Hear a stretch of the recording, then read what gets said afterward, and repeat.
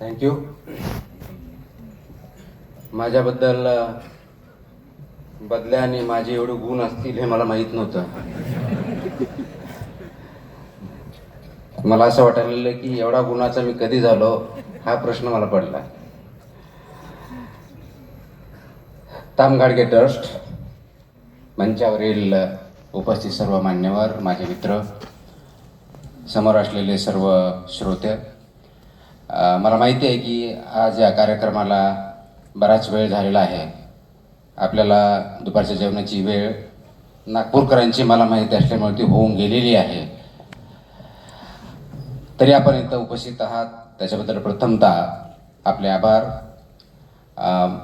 कार्यक्रमाला वेळ जास्त झाला असल्यामुळे मला खूप काही जास्त बोलता येणार नाही, परंतु इथे खूप मोठ्या प्रमाणात विद्यार्थी, पालक आणि तामगाडगे ट्रस्टचे ट्रस्टीज, वेलविशर्स, त्यांच्यासोबत काम करणारे सर्व सहकारी इथे आहेत.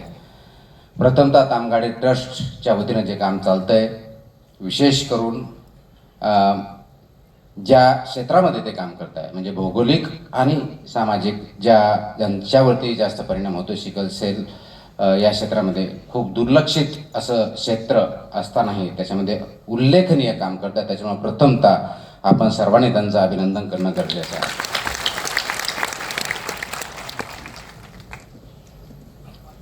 सिकल सेलमध्ये काम करत असताना तामगाडगे ट्रस्टचा माझा प्रथमतः जो संबंध आला तो मी हेल्थ कमिशनर असताना त्यावेळेस त्याचे इंटरॅक्शन झालं होतं आणि वेगवेगळ्या क्षेत्रामध्ये कसं काम करायचं याच्यावरती थोड्या प्रमाणात चर्चा झाली होती. परंतु ॲज युजल 59व्या दिवशी बदली झाल्यानंतर मला काय त्यांच्यापुढे काही काम करता आलं नाही. त्यानंतर त्यांचं काम चालू झालं, आमच्या इंटरॅक्शन होत असते अधूनमधून, कसं काम वाढवता येईल, शासनाची मदत कशी भेटेल, CSRच्या माध्यमातून किंवा कॉर्पोरेट सोशल रिस्पॉन्सिबिलिटीच्या माध्यमातून आपण कसं पुढं जाऊ याच्यावरती साधक बाधक आमची चर्चा होत असते. उन्मेष JNPAचं चेअरमन असताना खूप मोठ्या प्रमाणात ते मदत करू शकला. आमचे मित्र सौरभ आहेत, अनुज आहेत, हेही मदत करत असतात. आपल्यालाही ज्या ज्या ठिकाणी जेवढं शक्य आहे त्या ठिकाणी आपण जर मदत केली तर सिकल सेल अनेमिया याच्यापासून ज्यांना त्रास आहे त्यांना, त्यांच्या पाल्यांना खूप मोठ्या प्रमाणात ही मदत होऊ शकते आणि ते बहुमूल्य काम आपल्या हातून होऊ शकतं. त्यासाठी आपण याच्यामध्ये सहभागी नोंदवावा असं मी आवाहन करतो. हे करत असताना त्याचबरोबर विद्यार्थ्यांना स्कॉलरशिप देणं असेल, लायब्ररी चालवणं असेल, त्यांच्यामध्ये चांगले गुण निर्माण करण्यासाठी, संधी निर्माण करण्यासाठी त्यांची मदत करणं असेल, हे सुद्धा उल्लेखनीय काम तामगाडगे ट्रस्टमार्फत होतं. त्यासाठी सुद्धा आपण त्यांना मनापासून धन्यवाद दिले पाहिजेत. आणि आज जसं माझा नेहमीच परिचय करून दिला जातो, नियमाच्या बाहेर जायचं नाही, म्हणून मला आज नियम घालून दिलेला आहे की आज फक्त मुलांना करिअरच्या दृष्टिकोनातून गायडन्स करायचं, बाकी काही बोलायचं नाही. आता ह्या नियमाचं पालन, करिअरच्या गायडन्स करायचं म्हटल्यानंतर मला असं वाटतं की 20-25 वर्ष झाल्यानंतर करिअरवरती बोलायला आपल्याला काय अधिकार आहे असं मला काही बिलकुल वाटत नाही. कारण या 20-25 वर्षामध्ये पुलाखालून एवढं पाणी वाहिलेलं आहे की आमच्या काळात असं म्हणायची जी वेळ आलेली आहे. कारण त्या काळात आम्हाला एखाद्या पुस्तकाचा रेफरन्स जर घ्यायचा असेल तर अगोदर शिक्षक किंवा प्रोफेसर शोधावं लागायचे. त्यांना विचारायला लागायचं की ह्या विषयावरचं पुस्तक कोणतं आहे, ते लेखक कोणतं आहे, मग त्याच्यातलं चांगलं कोणतं, आणि ते झाल्यानंतर हे कुठे भेटेल, म्हणजे मार्केटमध्ये भेटेल, लायब्ररीत भेटेल, इथल्या लायब्ररीत भेटेल का दुसऱ्या कुठलं भेटेल, अशा प्रकारची वेळ आमच्या सर्वांच्या काळामध्ये त्यावेळेस होती. आणि आज आपण 21व्या शतकामध्ये ज्यावेळेस वागतो, AI रेव्होल्युशन ज्याला म्हणतो, मशीन लर्निंग ज्याला म्हणतो, त्यावेळेस पुस्तकं शोधणे तर सोडा, ज्ञानसुद्धा तुम्हाला शोधावं लागत नाही, कारण ते तुमच्या खिशात मोबाईलमध्ये अवेलेबल आहे. आणि अशा युगामध्ये आपण ज्यावेळेस वावरत असतो त्यावेळेस त्या युगामधली चॅलेंजेस आमच्या वेळेशी असणारी चॅलेंज याच्यामध्ये जमीन आसमानचा फरक असतो. आणि इथून पुढे जे विद्यार्थी आता 10वीला असतील, 12वीला असतील, ग्रॅज्युएशनला असतील, 3-4 वर्षामध्ये पुढची पायरी ज्यावेळेस चढाल त्यावेळेस आजचा काळ आणि पुढच्या काळामध्ये परत जमीन आसमानचा फरक पडलेला असेल. एवढ्या मोठ्या प्रमाणामध्ये तंत्रज्ञानाने बदल केलेला आहे. त्याचा अंगीकार आपल्याला करावा लागेल आणि फक्त अंगीकार करून चालणार नाही. तर हे तंत्रज्ञान कोणत्या दिशेनं चाललं आहे, त्याचा स्पीड किती आहे, आपण ज्यावेळेस ग्रॅज्युएट होऊ त्यावेळेस त्याची परिस्थिती काय असेल, समाजामधल्या गरजा काय असतील, इंडस्ट्रीची रिक्वायरमेंट काय असेल, कोणत्या प्रकारचे जॉब्स असतील, या सर्वांची गोष्टीचा आपल्याला विचार करणं गरजेचं आहे. आणि म्हणून काल मी अमरावतीला संवाद तरुणाई ह्या कार्यक्रमाला गेलो होतो, त्यावेळेस सुद्धा या विषयावर थोडक्यात बोललो होतो. थोडक्यात तो रेफरन्स असा आहे की ज्ञान आपल्या खिशात आहे, ज्ञान शोधण्यासाठी आपल्याला बाहेर जाण्याची गरज नाही आहे. डिजिटल युग आहे. आपल्याला अनेक वेळेस बोललं जातं की मोबाईलच्या बाहेर आपण निघत नाही. डिजिटल युगामध्ये आता मोबाईल सोडणं अशक्य आहे किंवा डिजिटल युगातून बाहेर येणं अशक्य आहे, कारण जी परिस्थिती आपल्यावरती आहे सर्व गोष्टी जर त्याच्यात अवेलेबल असतील, इझिली अवेलेबल असतील, तर त्याचा वापर केलाच पाहिजे. प्रश्न मोबाईल वापरायचा किंवा नाही हा नाही आहे. डिजिटल युगातून बाहेर पडायचं किंवा नाही हाही नाही आहे. प्रश्न हा मोबाईलने आपल्याला वापरायचं की आपण मोबाईल वापरायचं हा आहे. आज गरज त्याच्यावरती आहे. एआयचा वापर करा, मशीन लर्निंगचा करा,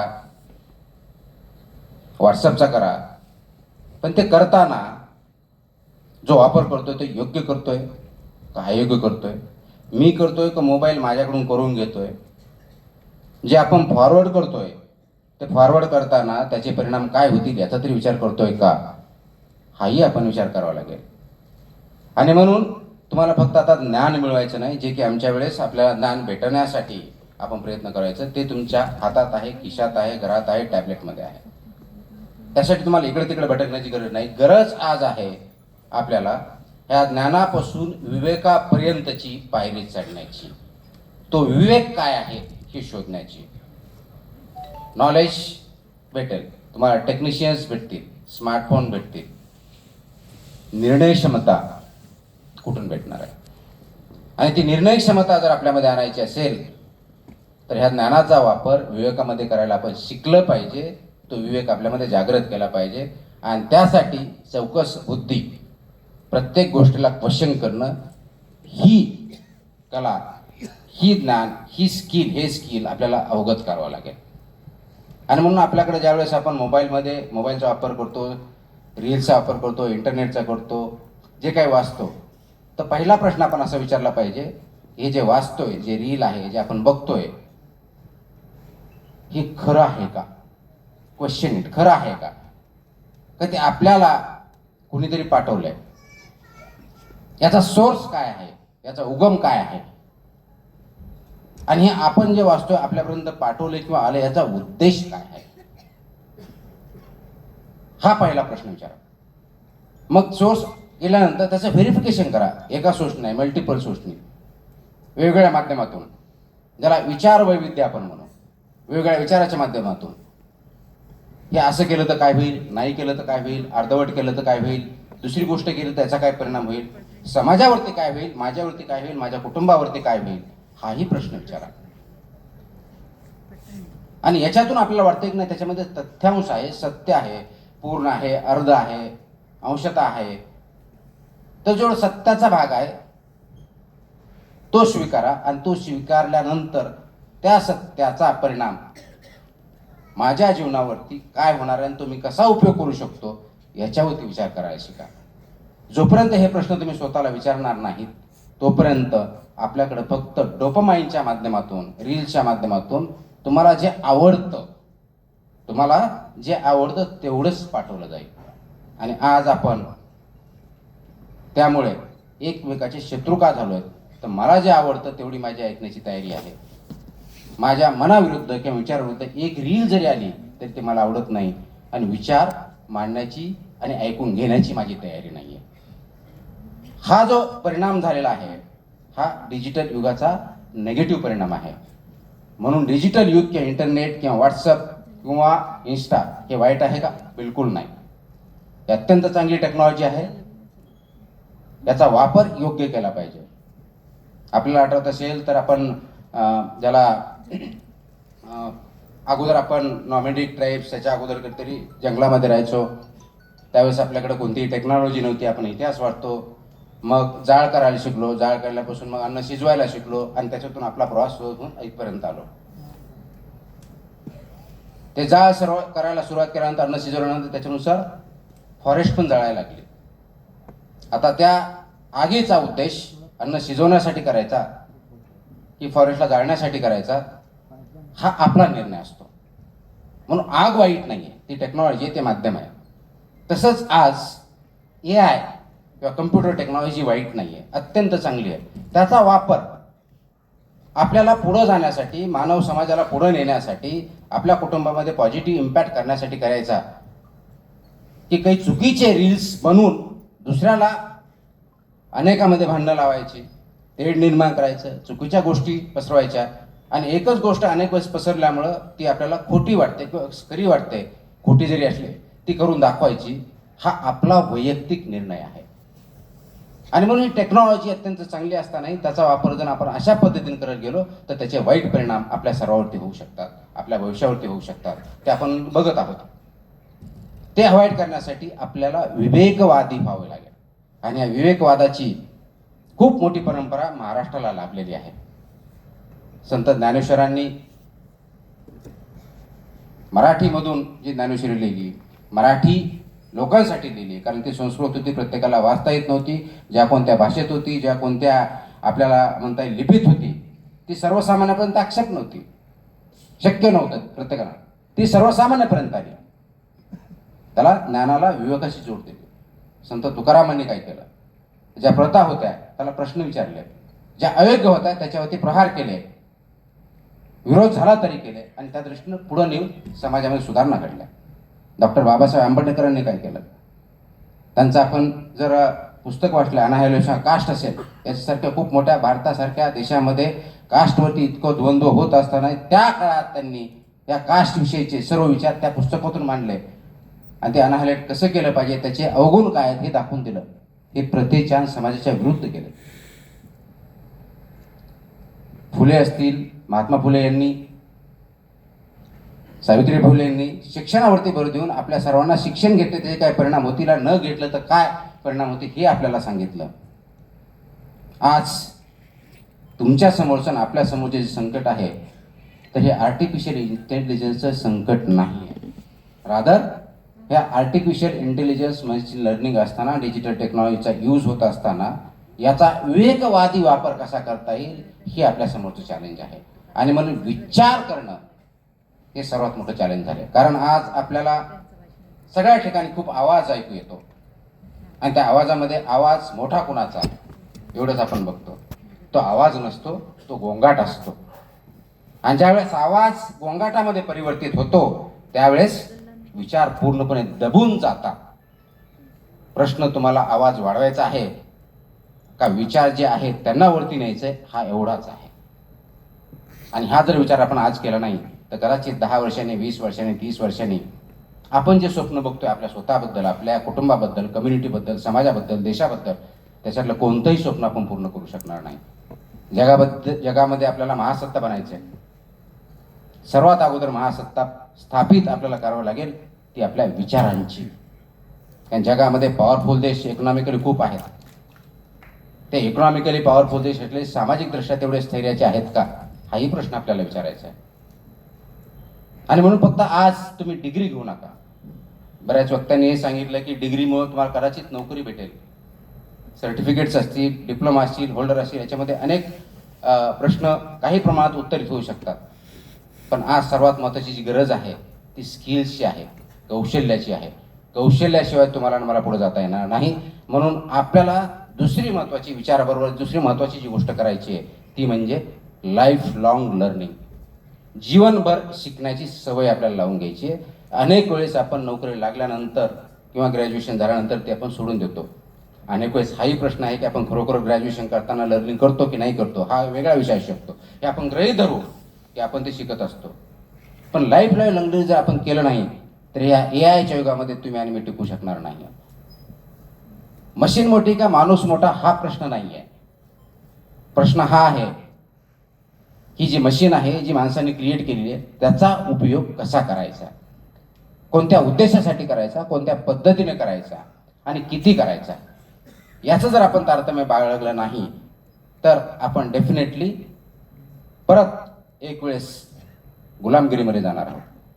कारण 1947ला भारत स्वातंत्र्य झाला, ब्रिटिशाकडून स्वातंत्र्य झाला आपण विकास केला, शैक्षणिक क्षेत्रात केला, आर्थिक क्षेत्रात केला, आरोग्याच्या क्षेत्रात केला, कदाचित आपले जेवढे ॲस्पिरेशन्स आहेत, अपेक्षा आहेत तेवढा केला नसेल, परंतु केला. बऱ्याच अंशीत आपण पुढे गेलेलो आहोत. आणि म्हणून आज आपण 21व्या शतकात महासत्ता उदयास येण्याच्या दृष्टीनं स्वप्नही बघत आहोत. त्याच्यात वावगं काय नाही, अत्यंत बरोबर आहे. परंतु जगाचा इतिहास जर बघितला तर जगावर प्रत्येक वेळेस कुणी ना कुणी राज्य केलेलं आहे. त्यासाठी युद्ध झालेले आहेत, महायुद्ध झालेले आहेत. त्याचा इतिहास आपल्या सर्वांना माहिती आहे. कधी ते तलवारीने झाले असतील, कधी दगडाने झाले असतील, कधी बंदुकाने झाले असतील, कधी न्यूक्लिअर वॉर झाला असेल. आत्ता जे वॉर चालू आहे ते विचारांचं वॉर चालू आहे. त्यासाठी तुम्हाला बॉम्ब गोळ करण्याची गरजच पडत नाही, कारण इंस्टाग्रामच्या, व्हॉट्सअपच्या, इंटरनेटच्या माध्यमातून तुमचे विचार पूर्णपणे भेसळयुक्त करणं हे आजचं काम चालू आहे. आणि ती भेसळ कशाची आहे, योग्य विचाराची की अयोग्य विचाराची, हा महत्त्वाचा प्रश्न आहे. पण तुमचे विचार जर फक्त ऐकण्याचे असतील पण विचार करण्याचे नसतील तर मात्र तुम्ही त्या प्रवाहावर वाहत जाणार. आणि आहे त्या प्रवाहावर ज्यावेळेस वाहत जातो त्यावेळेस खरं खोटं, योग्य अयोग्य ही आपल्याला सुचत नाही. आणि खरी परिस्थिती किंवा खरा निर्णय किंवा खरं कॅरेक्टर जर कुठं असेल तर तुम्हाला ते योग्यपणाचा निर्णय घेता आला पाहिजे. त्यासाठी आपल्याला काम करावं लागणार आहे. म्हणून प्रवाह ज्या दिशेने जातोय त्याच्याबरोबर वाहत जाणार म्हणजे आपण आयुष्य जगत नाही. मी 1-2 वेळेस बोललेलो आहे, अनेक वेळेस बोललेलो आहे. प्रवाह ज्यावेळेस उभा असता आपण बघतो, आपण नदी क्रॉस करायचं असेल आणि त्याला खूप मोठा, त्या प्रवाहाला ज्याला पूर आलेलं म्हणतो गावाकडच्या भाषेमध्ये, खूप मोठं पाणी आलेलं असेल पाऊस पडल्यानंतर, आपण थोडा वेळ थांबतो. याचा फोर्स किती आहे, कोणत्या दिशेने येत आहे, पाणी गढूळ आहे का नितळ आहे, गढूळ आहे म्हणजे आणखी पाणी येते असं करून घेतो, नितळ असेल तर तेवढा प्रवाह संत राहिले हे आपण अपेक्षित करतो. म्हणजे आपण थोडासा विचार करून बघतो की खरोखर आपण ही नदी क्रॉस करायला पाहिजे की नाही, हा झरा क्रॉस करायला पाहिजे की नाही, याचा विचार करतो. हे झालं जे वाहत्या पाण्यात किंवा नदीच्या बाबतीत. आपल्या जीवनाच्या बाबतीत काय, जन्माला आलो, शाळेत गेलो, आईवडिलांनी घातलं म्हणून, कॉलेजला गेलो, लग्न झालं, कुटुंब आलं, नोकरी केली, वाहतोय. विचार केलाय की मला खरोखरच इकडे यायचं होतं का मला दुसरीकडे कुठं जायचं होतं, किंवा आता ज्या दिशेनं, ज्या वेगानं, ज्या तऱ्हेनं मी चाललोय त्याच्यात काय बदल करणं आवश्यक आहे याच्यावरती विचार करतोय का. आणि मला वाटतं तिथं कुठंतरी क्षणभर विश्रांती घेण्याची गरज आहे. विश्रांती घेऊन त्याला विराम देऊन विचार करण्याची गरज आहे. तो विचार करण्याची प्रवृत्ती आपल्यामध्ये आहे का, हा पुढचा प्रश्न आहे. आणि म्हणून आपल्याला हा प्रवाह जो आहे त्या समाजामधला, त्या विचारांचा असेल, आचरणांचा असेल, विवेकवादाचा असेल, समाजामधल्या स्थित्यंतराचा असेल, नवीन पिढीचा असेल, वयोवृद्धांचा असेल, अनेक प्रश्न आहेत. या प्रश्नावरती हा जो वाहतोय प्रवाह, त्या प्रवाहामध्ये वाहत जायचं आहे का 2 मिनिटं 30 सेकंद याच्यावरती विचार करून हा प्रवाह योग्य दिशेला जात आहे का, हा प्रश्न विचारायचा आहे. आणि जर तो योग्य दिशेला जात असेल तर निश्चित त्याच्याबरोबर वाहत जा, काही अडचण नाही. पण जर तो योग्य दिशेला जात नसेल तर मात्र दुसरा प्रश्न विचारला पाहिजे, आणि तो म्हणजे त्या प्रवाहाची दिशा योग्य नाहीये तर योग्य दिशा कोणती आहे, योग्य दिशा कोणती आहे. आणि ती योग्य दिशा आपल्याला शोधावं लागेल, विचार करावा लागेल, अभ्यास करावा लागेल. मग ती योग्य दिशा फक्त तुमच्यापुरती असून चालणार नाही, कारण माणूस हा समाजशील प्राणी आहे. समाजाच्या शिवाय आपण राहू शकत नाही. कोरोनाच्या काळात आपण खूप चांगल्या प्रकारे अनुभवलंय. कारण मला आठवतं नागपूरला मी तर त्यावेळेस पहिल्या फेजमध्ये कमिशनर होतो. लॉकडाऊन झालं होतं. ज्या ठिकाणी जे आहे तिथे तिथे थांबायचं, घराच्या बाहेर पडता येत नव्हतं. घरामध्येही 3 फूट, 3.5 फूट, 5 फूट डिस्टन्स राहून थांबायचं होतं. आणि त्यावेळेस एवढा क्रायसिस होता की आम्हाला भेटता येत नाही, किंवा अनफॉर्च्युनेटली आपल्यापैकी कुणाला कोरोना झाला असेल, पॉझिटिव्ह आला असेल तर त्याला हॉस्पिटलमध्ये आपल्याला जाता येत नाही. जसे जसं खिडकीतून बघू शकत होतो. त्यावेळी जी तडफड होती ती कशाची होती, ती याची होती की आपण एक सामाजिक प्राणी आहोत, आपण एकटे राहू शकत नाही, याचं आपल्याला त्याच्यातून द्योतक भेटलं. त्यावेळेस प्रचिती आली आणि आपल्याला ते रिअलाइज झालं की नाही, आपण माणूस आहोत, जनावर नाही आहे. आपण सामाजिक आहे, समाजाशिवाय आपण राहू शकत नाही, हे आपल्या निदर्शनास आलं. म्हणून आज जो प्रवाह चाललाय तो प्रवाह जर योग्य नसेल तर योग्य प्रवाह तुम्ही जो निवडणार आहात विचार करून, तो फक्त तुमच्याकरता तुम्हाला विचार करायचा नाही, समाजासाठी तो योग्य आहे का अयोग्य आहे याचाही विचार करावा लागणार आहे. आणि तो जर विचार केला नाही तर कदाचित तुमचा हा निर्णय योग्य असणार नाही. कारण समाजाशिवाय तुम्ही राहू शकत नाही. मी समाजाविरुद्ध राहू शकत नाही असं बोलत नाही, समाजाशिवाय राहू शकत नाही. समाजाविरुद्ध राहू शकता प्रोव्हाइडेड तुम्ही करेक्ट आहात. तुम्ही एकटे जरी असाल आणि समाजाच्या विरुद्ध पोहण्याची तुमची ताकद असेल, कशाच्या आधारे? योग्यतेच्या दिशेत. ताकद म्हणजे पॉवरफुल मी जास्त की माझ्याकडे पैसे आहेत, माझ्याकडे फोर्स आहे, याद्वारे नव्हे. तुमचा विचार योग्य आहे, त्याच्यातून होणारी कृती योग्य आहे आणि समाजाची कृती चुकीची आहे, हे जर आपण कन्व्हिन्स झालो असेल, ते पुराव्यानिशी सिद्ध झालेलं असेल आणि त्याच्यामधून तुम्ही जो मार्ग निवडलाय त्यामुळे समाजाचं बल होणार असेल, तो स्टँड डेफिनेटली घ्या. आणि अशा विचाराबरोबर बाकीच्याही लोकांनी, बाकीच्याही व्यक्तींनी, बाकीच्याही नागरिकांनी बरोबर राहिलं पाहिजे. आज होतं उलटच आहे. झुंडशाहीमध्ये आपण वाहत चाललेलो आहे. जसा प्रवाह वाहतो त्याच्यावर जे ओंडके वाहतात त्या ओंडक्याप्रमाणे आपलं जीवन झालेलं आहे.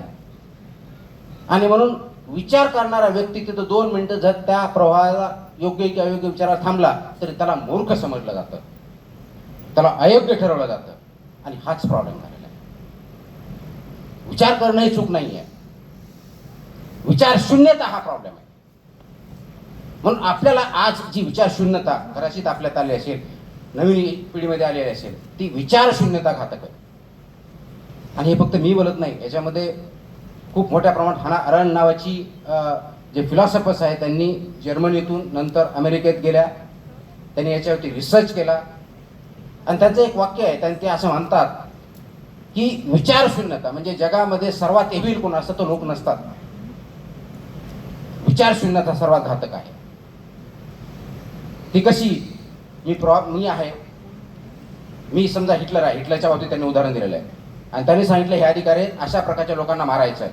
त्यांनी कोणताही विचार न करता, ऑर्डर होती, नियम होता, कारण तो राजा होता, रूलर होता, त्यांनी जे सांगितलं त्याप्रमाणे लोकांना मारलं. नियमानुसार तो बरोबर होता, नियतीनुसार अयोग्य होता, समाजानुसार अयोग्य होता. ही विचारशून्यता कुणाची? त्या व्यक्तीची, ज्यांनी केलं, ज्यांनी सांगितलं त्याची तर विचारशून्यता आहेच आहे.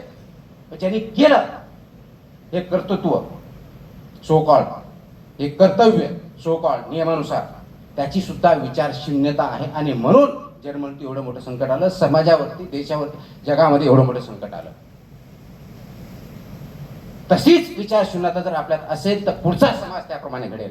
आणि तो जर घडून द्यायचा नसेल तर विचारशून्यतेतून बाहेर येऊन विचार करण्याची सवय आपल्याला लावावं लागेल. आणि विचार केल्यानंतर योग्य मार्ग निवडून त्याच्यावरती काम करावं लागेल. फक्त विचार करून थांबावं नाही, हा मार्ग योग्य नाही आहे मग मी इथंच थांबतो, असंही चालणार नाही.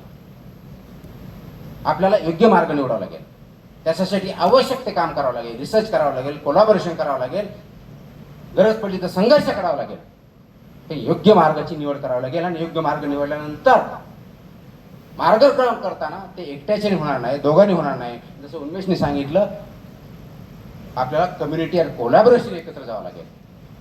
हे आपण करायला शिकलो तर मला वाटतं फक्त पृथ्वीवरच नव्हे तर आपले जेवढे काही जगामध्ये कॉन्स्टलेशन्स असतील, जगामध्ये आपण जे चंद्रावरती मोहिमा काढल्या त्या सर्वावरती भारत राज्य केल्याशिवाय राहू शकणार नाही. पण ते करण्यासाठी सुरुवात ही विचारशून्यतेतून विचारापर्यंत आणावं लागेल आणि विचारातून प्रतिबंध आणावं लागेल. आणि याची सर्वात मोठी जबाबदारी या नवीन जनरेशनवरती आहे, यंगवरती आहे. आता हा यंग कोण, नवीन जनरेशन कोण? तर जो ऍक्टिव्ह तो यंग, जो इनॅक्टिव्ह त्याचं वय किती असू द्या, बायोलॉजिकल एज, थॉट प्रोफेशन तो 0 आहे. आपल्याला ऍक्टिव्ह राहावं लागेल विचारासाठी, कृतीसाठी. आणि प्रत्येक वेळेस, प्रत्येक बाबतीत दुसरीकडे बोट दाखवणे ही जी सवय ती बंद करावी लागेल. कारण आपल्याला नेहमी असते, मी नेहमी म्हणतो nimby syndrome, not in my backyard, किंवा मराठीत आपण नेहमी शिवाजी जन्माव दुसऱ्याच्या घरात. आणि आम्ही घरातली घाण काढून रस्त्यावर टाकणार आणि ब्लेम करणार महानगरपालिकेला. घरातली घाण समाजात टाकली आणि आजार आला म्हणून तुम्ही आजारी पडणार नाही, कोविड तुमच्या एकट्यामुळे आला नव्हता. कुठं जरी आला तो सर्वांना सारखाच पडतो, त्याच्याकडे कितीही पैसे असू द्या. त्याच्यामुळं सामाजिक प्रश्न ज्याला ग्लोबल कॉमन्स म्हणतो, हे जे विषय आहेत हे सर्व समाजासाठी आवश्यक असलेले आहे. आणि त्याचा उगम हा प्रश्नांचा विचार शून्यतेत होतो आणि त्याचा विजय विचार करून कृतीत केल्यानंतर होतो. हा एवढासा प्रवास किंवा एवढा मोठा प्रवास आपल्याला जर करायचा असेल तर मला वाटतं यंग जनरेशनच्या दृष्टीनं, आपल्या सर्वांच्या दृष्टीनं आपण ही विचार शून्यता संपवूया, विचार करूया, योग्य मार्ग निवडूया आणि त्याच्यावरती काम करूया. धन्यवाद. जय हिंद, जय